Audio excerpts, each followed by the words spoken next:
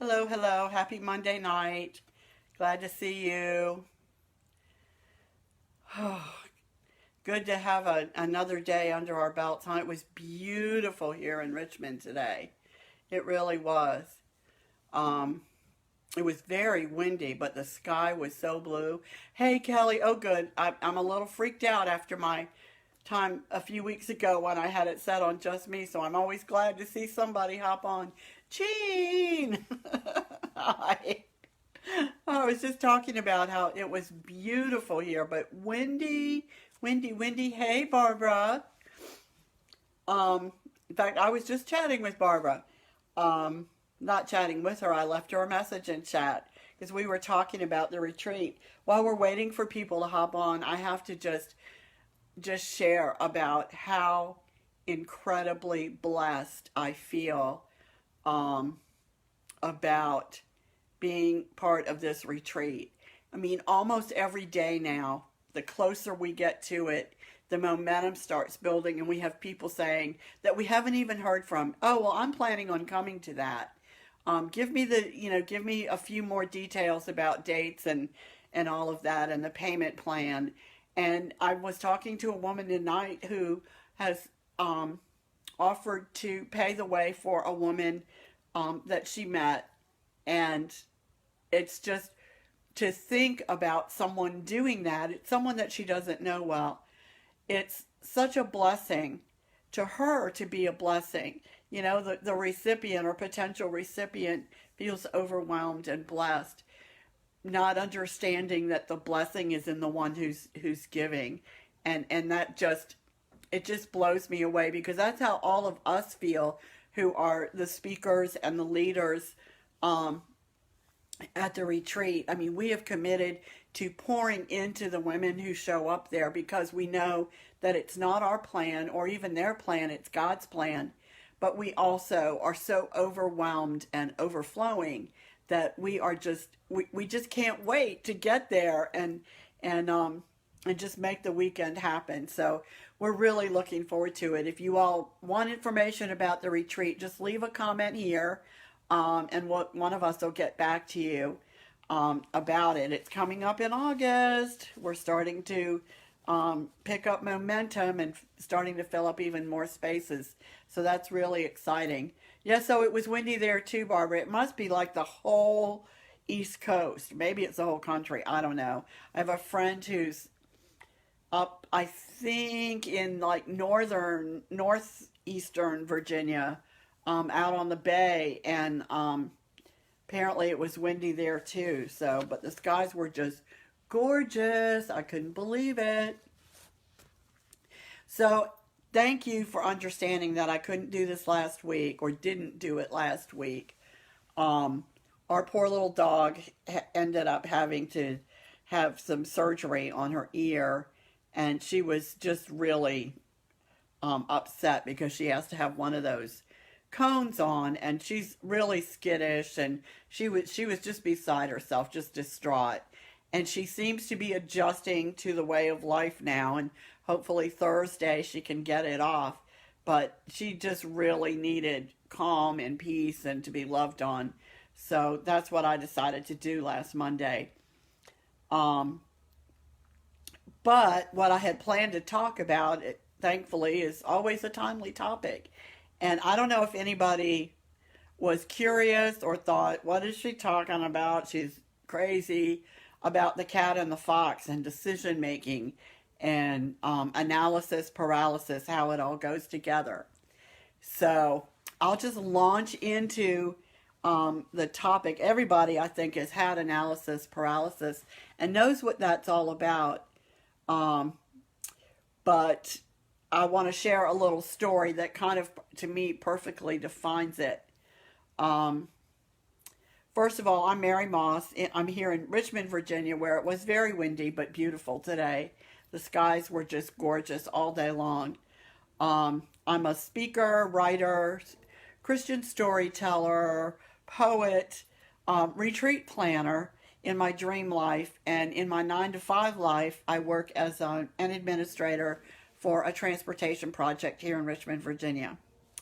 And I'm lucky that I like both and get to do both at the same time. So anyway, the fox and the cat. So there's a story um about the fox and the cat, and they're discussing. Hi, Jim.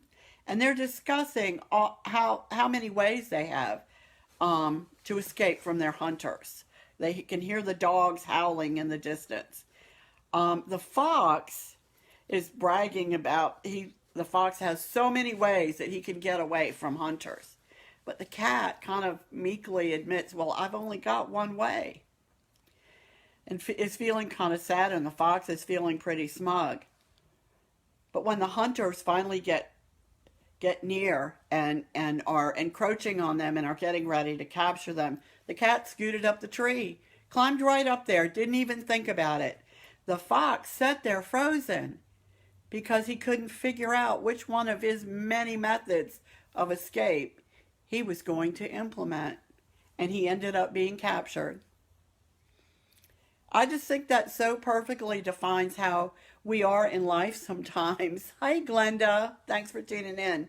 Sometimes we have so many options and so many choices that we can't make a choice. We can't make a decision. It's called analysis paralysis. We spend all of our time saying, well, I could do this or I could do that. I mean, it's like in my case, I can think of 10 or 12 topics for books that I would like to write.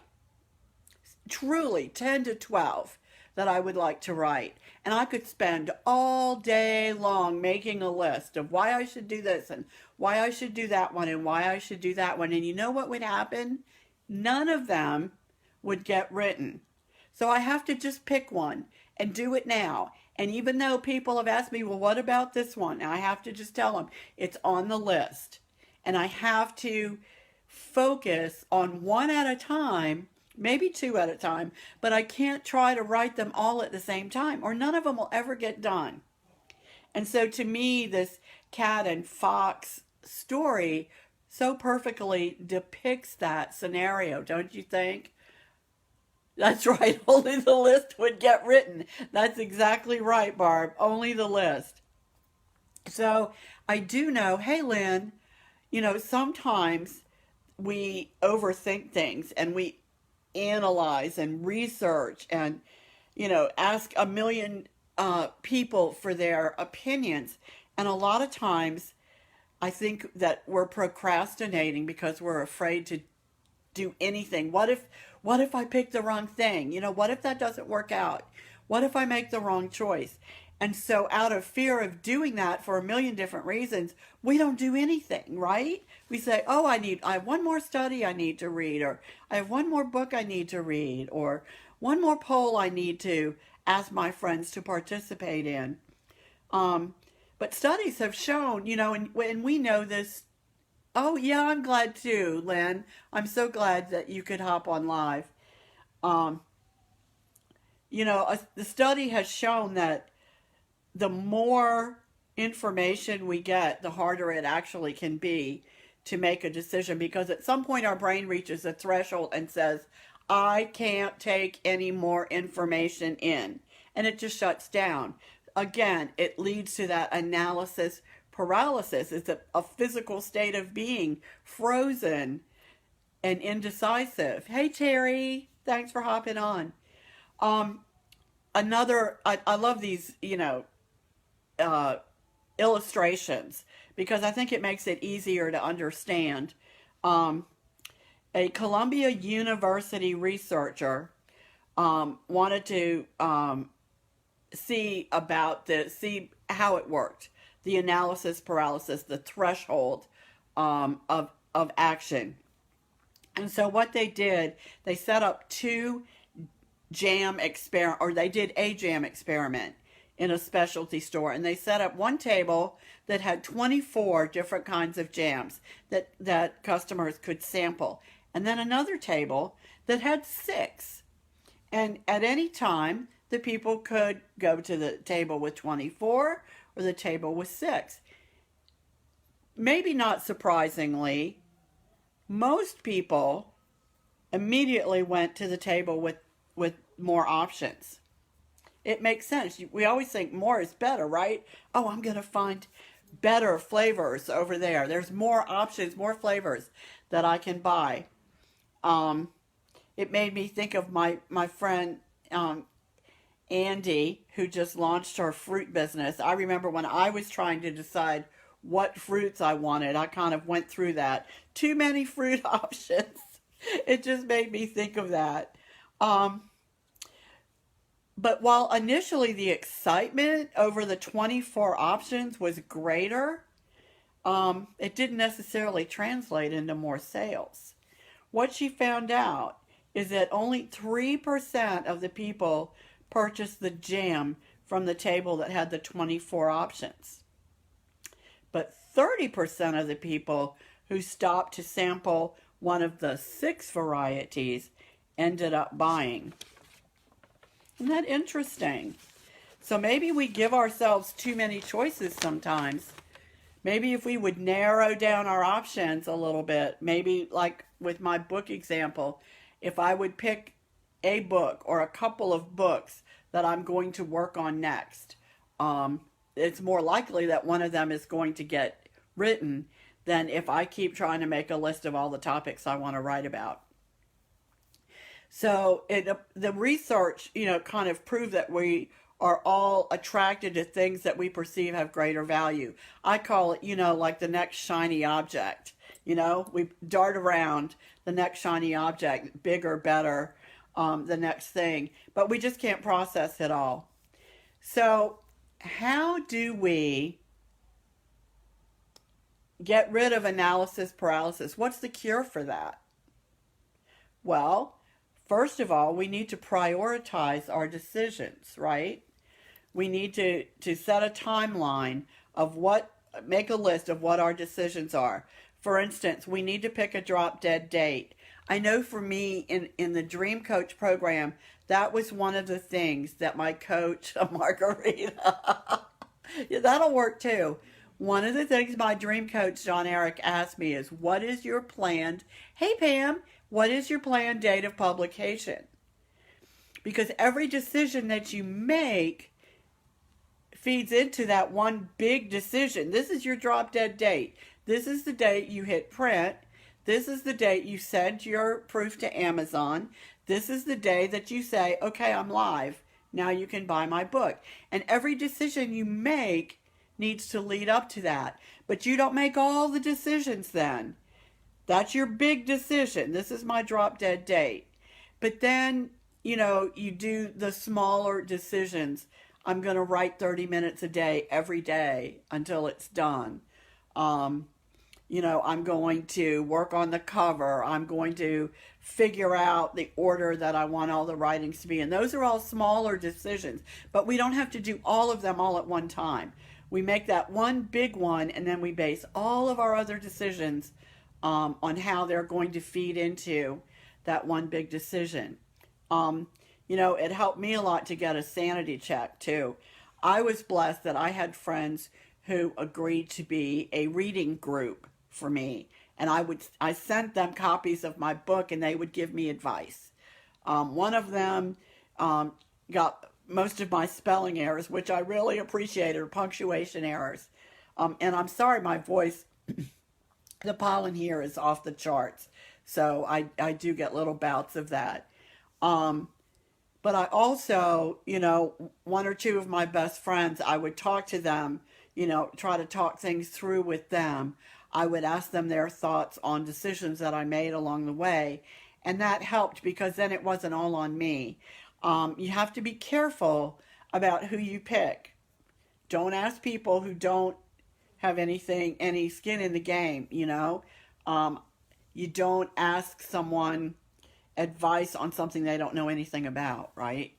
Everybody's got an opinion on what you should do, but I would only listen to the ones who really know where you are, who are in the same situation as you. For me, it was to ask some very particular writers and my husband, but even more so, a couple of very particular writers that I had a relationship with, who knew me and my style of writing and knew my heart, and that made a big difference. So I really suggest whatever you decide to do, find one or two people, mentors, advisors, whatever, um, who not only have your back but also, can give you guidance based on what on their relationship with you, what they know of you. All those things are important, and won't base it on what their opinion is. These couple friends would say, "Well, how do you think that would work?" They always put it back on me. But isn't that what we should do as good friends? When someone comes for advice, we should ask them to talk it through with us and just really just be good listening ears. Yes, we need stepping stones to get to the goals. Um, this was a big one for me too, my whole life. Curb your curiosity. I mean, I'm the person that, after seeing a couple of verses in the Bible, you are the salt of the earth. Well, it wasn't good enough just to know that salt was valuable. Um, I spent, this one particular time, several days researching the significance of salt to the people of that time, of that region, how how salt was brought to the area, how it was manufactured, how it was used, and why it was so valuable. I had the time on my hands to do that at the time that I was doing that. I don't, and that's fine to do that if you're writing about salt. Um, but if you're not, it's really better to just get a cursory knowledge and then go back and research later when you have time. And that's true on any topic, right, Barbara, I don't think you understand how gold and all that is refined and silver and all that is refined, I'm assuming, from mining to when it ends up on someone's, neck or wrist for a piece of jewelry. But you understand, that one is a little bit stronger than the other, and some of the consistencies of it, which is really all you need to know for your business. Now, out of interest, or if you decide to do some kind of specialized things, then you could go and research that. Um, but it's not necessary for you to be successful at your business. So we need to separate, what do I need to know, what do I need to do, and what would be really fun to go off on a tangent and figure out. That's the type of thing you do on those days when you need a mental break. To me, doing that kind of research, it stimulates my brain in a different way. So I would use that kind of thing for a day when I just need a break from the grind, so to speak. Um, and again, this kind of is the same thing we talked about. You break your decisions into smaller steps leading up to the main event. Um, and, the closer we get to the main event, the more momentum we gain. So we need to make those decisions faster. But hopefully we can, because we have fewer of them to make, and we've made the good ones all along the way. So we don't end up with, a very short time between, when we need to meet our deadline, and we have all these decisions undecided, so to speak. Um, Another important thing to remember, if we're just panicking about, oh my gosh, this is so important, I don't want to mess it up. Um, I had forgotten about this rule, but I bet you all have heard it. It's called the 10-10-10 rule. Is what I decide or what I do right now, if I mess it up, is it going to matter 10 minutes from now? Is it going to matter 10 days from now? Is it going to matter 10 months from now or 10 years from now? Right? Just do something. And if you mess it up, you can always start over. But don't spend all your time putting all the weight of the world on this one decision. Yeah, me too, Barb. Oh, yes, me too. Um, Minimize your daily input. This one is tough for me because I crave, um, input. um, but one of the things that I found I had to do, and it was harder than I thought, was that I had to pull back a little bit and not post as often on Facebook, and not spend quite as much time mindlessly scrolling through Facebook. Um, it's great. I try to have a purpose now. I don't do as good a job as I should, but I'm working on this goal. Yes, I try to watch for birthdays, and some weeks I do great and I get every single person right on their birthday, and then some weeks I just am not good at it. And it's not personal. It just depends on what's going on in my life. I also, now when I'm on Facebook, I tend to do it more to check in on certain people that I know have certain good things, challenging things, whatever going on in their life, and to offer them encouragement or support, praise, congratulations, whatever, or, certain milestones. I try not to just do the mindless scroll, which is what I had done, for a long time. We get in the habit. And it's like watching TV. I try to always have something else that I'm doing when I have the TV on. But I try to watch less of the negative stuff. I try not to watch too much news. And after a while, I have to cut it off because it's just too much. And I need to preserve what molecules are left in my brain percolating in there, for the information and for the input that is going to be essential for my goals. And so if I have to give up the input, it's going to be input that doesn't serve me or serve my goal. Like I said, that's a tough one because I saw an interview on 60 Minutes, speaking of TV, from someone I know. Well, Game of Thrones is the exception. Waited a long time for that. And I did binge watch it over the weekend, but I don't usually do that. Um, there was someone who worked. It wasn't at Facebook. I think it might have been at Microsoft. It was somewhere. I don't remember. Um, but where he talked about how social media is designed to be addicting. It changes the chemistry in your brain so that you crave it.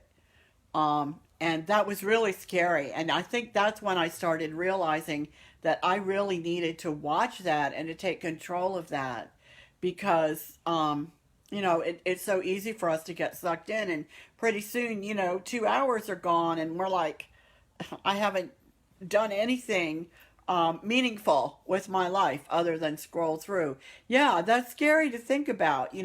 These commercials that you see over and over and over and over again. Some of them are so stupid and I can't stand them, but they work. So there's a whole science behind how the brain works, and a lot of these really smart people have figured that out. So we do need to watch that and we need to limit that. Um, all of these things are preventing us from just making a decision and doing it. Just go for it. You don't have to know everything about it in order to do it well. But you can improve down the road, right? You can improve as you learn to do things better. Just go ahead and make a decision and then figure out how to do what you decide in a better way.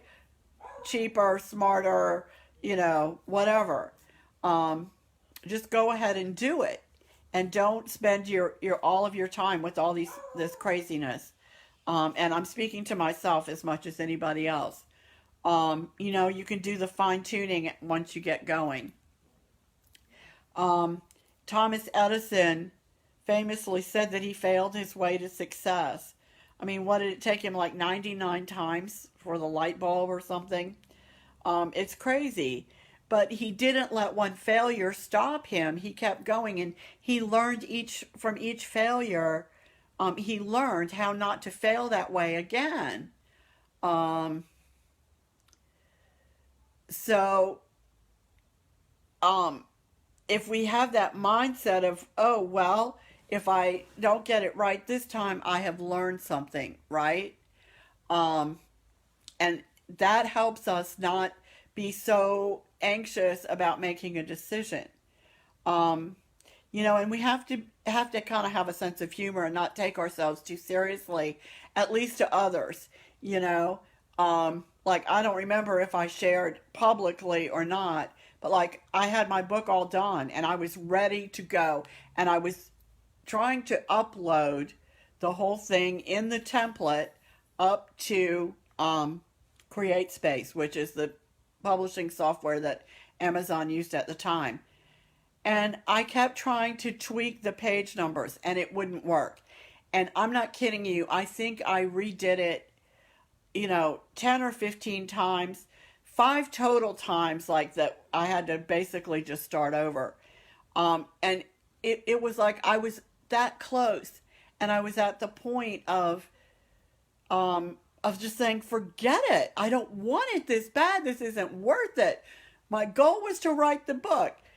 But each time that something didn't work, I figured out what I needed to do to make it work. Yeah, I remember when I was going through that? It was driving me nuts. I probably just shared some of that with the reading group. But I should have talked about it more at the time. I guess I didn't have a sense of humor then. I can do it now because the book's published. But every time something didn't work, I figured out, okay, well, let me try this. That doesn't work, so I have to tweak something else. Thanks, Lynn. I am too. I'm really happy that I didn't quit.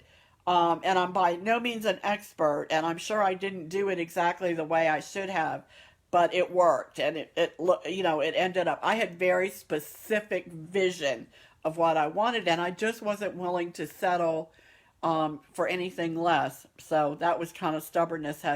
I'm supposed to say tenacity, not stubbornness, but stubbornness helped a lot for sure.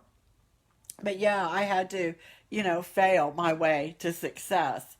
And that's a pretty good teacher, I have to admit. And we just have to admit that it's a fact of life, that we're not going to always get everything right, and that's okay. And, how we respond to the world makes a difference, because we want people to respect us and to see that, we're setting an example for others. When we put ourselves out there, it's on us then, how the world, sees us. And it's in large part dependent upon how we react when we succeed, but also when we fail. So, that's important. And we need to remember that the world's watching us, and not to make us more nervous, but that, we become leaders, and if we want, and people follow our example. So anyway, that's a discussion for another day. I'm not going to get on a soapbox about that. But anyway, we need to just not take ourselves so seriously, and we need to be authentic with other people about it. And finally, the most important thing to remember is that the sun and the moon and the stars are never going to align perfectly. So we need to wait until they get in just close enough and just push the button and go for it. Make a decision and go for it. So that's my advice on analysis paralysis and how to deal with it. So do you want to be a cat or do you want to be a fox? I guess if I have to pick, I'll be a cat. But I also do like to have a backup plan. So I don't know what the right answer is. Everyone has to decide that for themselves. Well, listen, thanks so much. I really appreciate you all hopping on. I love to see your comments and, have a conversation, so to speak, during the lives. Oh, meow. Thanks, Barb. That's cute. Thanks for hopping on. And thank you, everybody. I hope you have a great rest of the night. Have a great week, and I'll talk to you next Monday.